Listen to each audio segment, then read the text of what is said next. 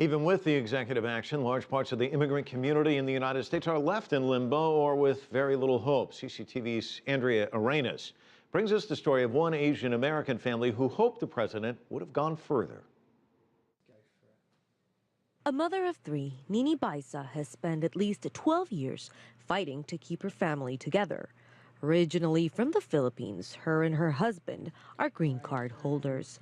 Her eldest daughter, Marianne, is the only family member without U.S. legal status, keeping her from lawfully finding a job, and she even runs the risk of being deported. My daughter is very quiet. She doesn't let out her emotions.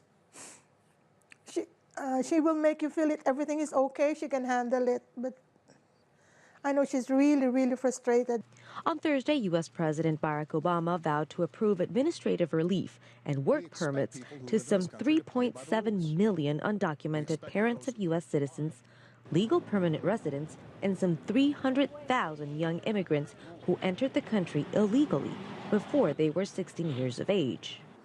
Despite the president's announcement, Marianne is still not eligible for the deferred action of childhood arrivals known as DACA, meant to delay the deportation of children who entered the country before they were 16 years old.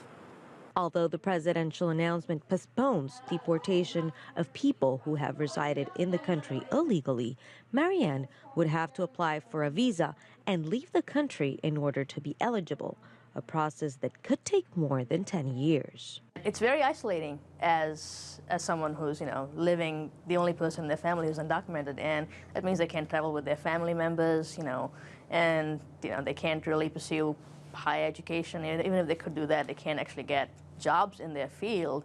There are many immigrants whose cases have fallen through the cracks of the president's executive order, and although the fight continues for U.S. politicians like Democratic Congressman Mike Honda, who believes that immigrants who are not criminals should not fear deportation. So if a person who is not eligible for DACA, even with the change, and are not eligible to be given any other visas, and they're still undocumented, and they're adults, given the situation where we say, the president said that if they're following the rules, then they probably won't be deported. Some of the provisions will go into effect within the next 90 days. Meanwhile, Republicans in Congress are gearing up to block this initiative however they can. Andrea Arenas, CCTV, Washington.